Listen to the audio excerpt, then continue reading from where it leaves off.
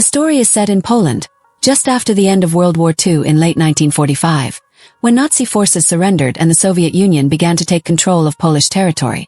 As dusk falls, a Polish nun named Sister Teresa is seen sneaking out of her convent.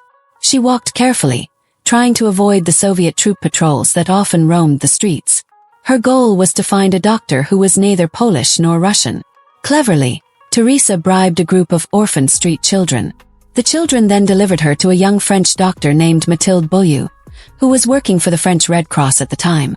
Strangely, however, Mathilde advised Teresa to seek help from the Polish Red Cross.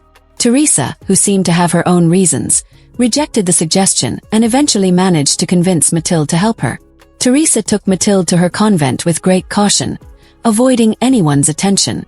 Inside the convent, Mathilde found a young woman struggling with the excruciating pain of a pregnancy that was nearing labor.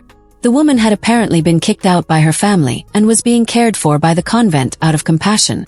The Mother Superior of the convent explained to Mathilde that the woman's condition was quite severe. With her medical knowledge, Mathilde quickly realized that the baby in the woman's womb was in a breech position, thus requiring an emergency cesarean section. As Mathilde prepared to perform the procedure, the pregnant woman continued to cry out in pain and begged to call a priest to help her through this agony. However, the nuns decided to silence her by covering her mouth with duct tape. Under stressful conditions, Mathilde performed emergency surgery and managed to save the baby. After the procedure, Sister Maria, one of the nuns who was fluent in French, escorted Mathilde out of the convent quickly. Before leaving, Mathilde assured Teresa that she would return with penicillin, an antibiotic drug that is vital to prevent infection. At first, Maria strongly resisted the idea. She believed that traditional medicine from the monastery was enough, and was uncomfortable with outside doctors coming into their area. However, Mathilde managed to convince Maria that modern medical assistance was necessary. A night of labor meant that Mathilde was late for work the next day.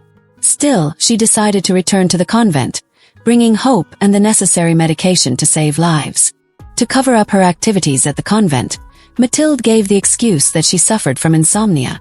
Surprisingly, this excuse actually made Dr. Samuel feel compassionate and decided to give her a day off so she could rest.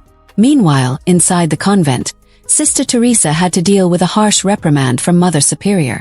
Teresa was reprimanded for taking matters into her own hands by bringing an outside doctor into the convent without permission. During this debate, a bitter fact was revealed. Previously, a pregnant woman in the convent had suffered a miscarriage due to not receiving timely medical attention. As a consequence, Mother Superior decided to limit Teresa's duties at the convent for an indefinite period. Later that evening, Sister Maria again helped Mathilde sneak into the convent. This time, their goal was to give a penicillin injection to the woman who had just given birth through emergency surgery earlier. However, when Mathilde asked to see the baby, Maria revealed that the baby had been adopted by a family in need of a child. As they walked out of the convent, they were stopped in their tracks by the figure of a young nun named Anna. Anna was grimacing in pain, and her body was too weak to take a step. Mathilde, who could not bear to see her condition, immediately forgot her disguise and offered medical assistance. However, this small commotion attracted the attention of Mrs. Superior, who happened to pass near them. In a stern tone, Mother Superior asked Mathilde to come to her office.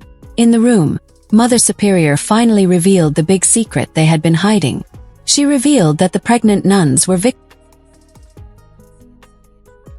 Even more shocking, there were 6 nuns in the convent who were now pregnant. Despite this, they refused to seek external medical help for fear of violating their vows of chastity as nuns. Mathilde listened to this explanation with a heavy heart. For Mathilde, the nuns' views seemed incomprehensible. Shaped by very different values, she grew up under communist parents who did not believe in religion. Nevertheless, she tried to understand their situation. After a long and contentious discussion, the Mother Superior finally agreed to allow Mathilde to help pregnant nuns.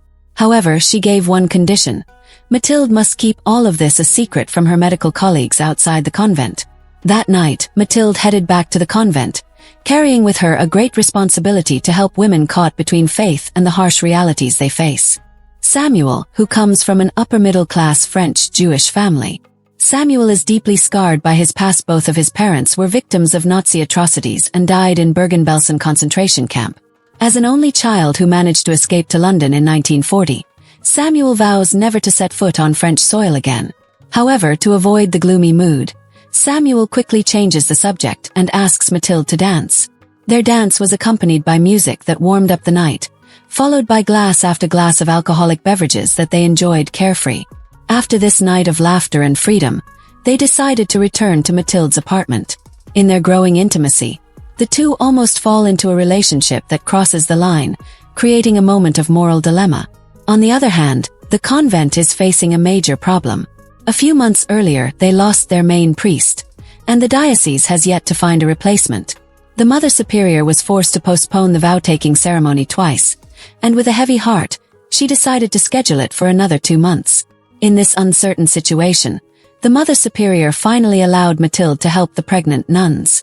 While some nuns accepted Mathilde's help with open hearts, others refused.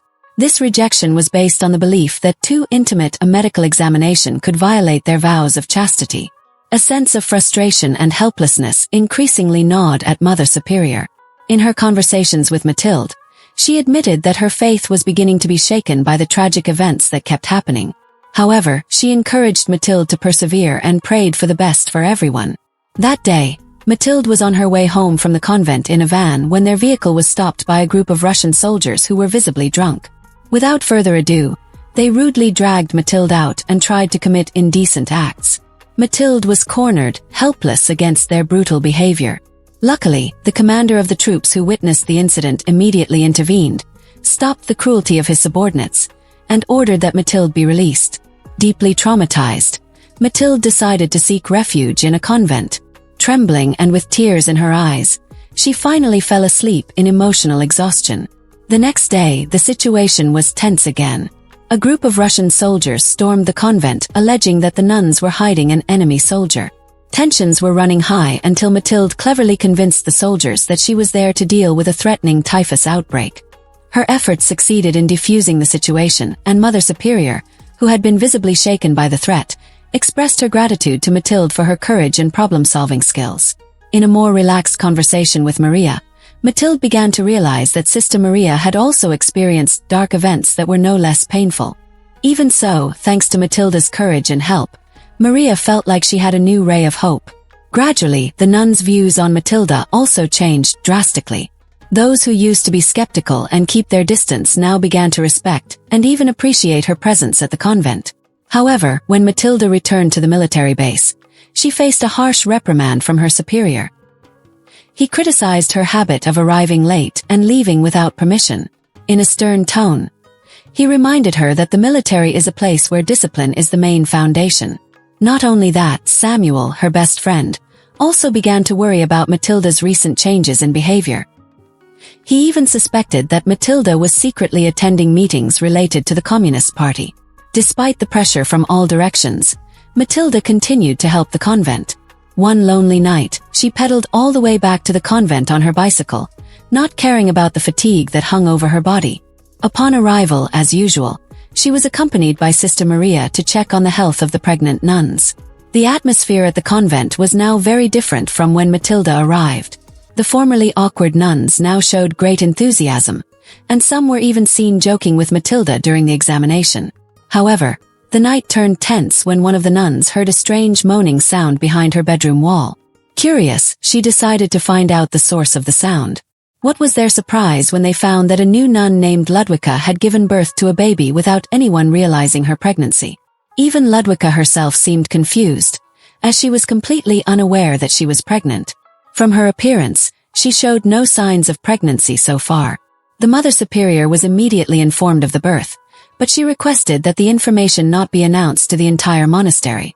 She wanted to focus on ensuring the baby received proper care before taking further action. In the meantime, Sister Sophia was appointed to take charge of the newborn.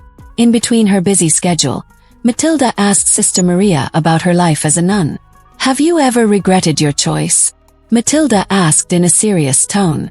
Maria replied with a meaningful sentence, "Faith is 24 hours of doubt, but with 1 minute of hope enough to endure." When Mathilde returned to the military medical unit where she worked, she was greeted with shocking news. Half of her unit would be transferred to Berlin, while the rest would be returned to France by the end of next month. This news angered Samuel, as he realized that Matilda's move to France meant that their separation was getting closer. Seeing Matilda's somber face, Samuel tried to ask her what was bothering her. However, Matilda chose to keep her worries to herself and refused to speak further. Samuel could only stare at her with curiosity and concern, wondering what exactly made his friend so introverted. On the other hand, Matilda, with her genuine concern, visited a tiny baby named Helena. This baby was apparently deliberately hidden from the supervision of the Mother Superior. Maria, feeling responsible, decided to take Helena to Sister Sophia's family. Sister Sophia was the only nun who had previously been given direct responsibility for caring for the baby. The plan was to hide Helena until the Mother Superior gave her decision on the fate of the little one. With an angry look on her face, the Mother Superior scolded Maria, accusing her of being influenced by Matilda, the Frenchwoman who, according to her, only brought trouble and scandal to the convent. However, instead of defending herself, Maria only replied in a calm tone, apologizing before finally saying, "This scandal and chaos existed long before Matilda arrived." Meanwhile, Sophia, who had already become emotionally attached to Helena, was unable to hold back her sadness when she saw the Mother Superior carrying the baby out of the convent. Sophia's tears broke out, witnessing that the baby she had been caring for would be separated from her. Later, it was revealed that Mother Superior often used the excuse of bringing the babies for adoption. But in reality, she would leave the babies in front of a cross on a country road after baptizing them.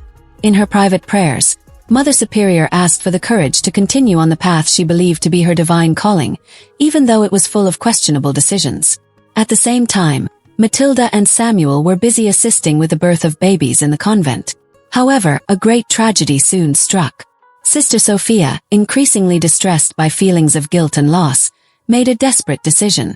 With her mind in turmoil, she decided to end her life by jumping from the top floor of the convent. The beautiful young nun was found with her body covered in wounds by the other nuns. This tragic incident left Matilda deeply shaken. Her sobs continued, even as Samuel tried to calm her down on the way back to the military base.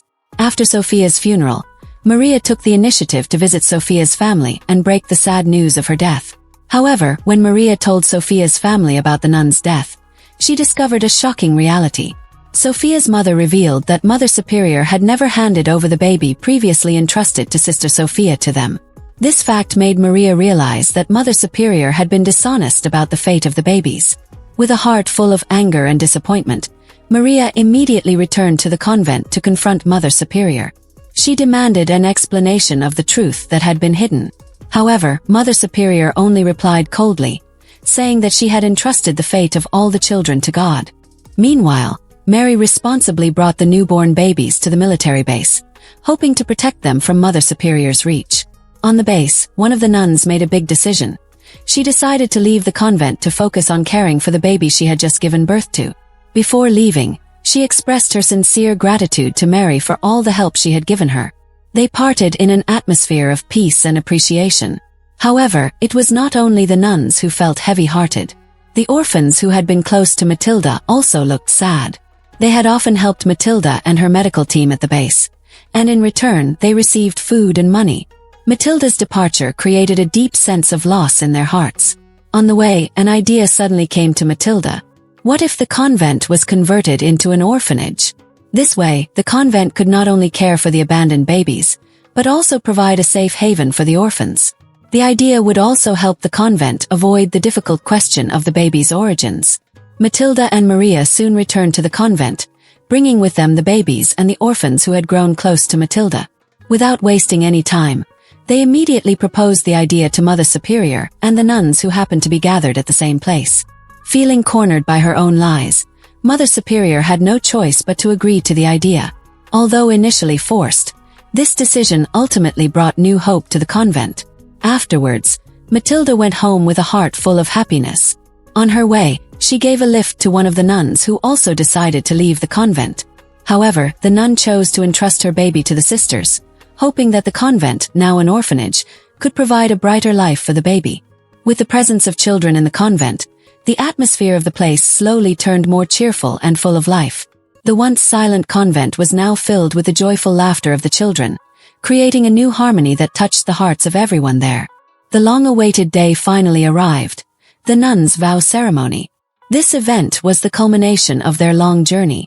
A photographer took a picture of the nuns now standing with the orphans, all looking happy. The photo symbolizes the great change that has taken place, a transformation from a secretive convent to a warm and loving sanctuary. Thank you for watching this video. If you enjoyed this story, don't forget to click the like button, and make sure you subscribe so you don't miss out on the rest of the movie storyline. See you in the next video.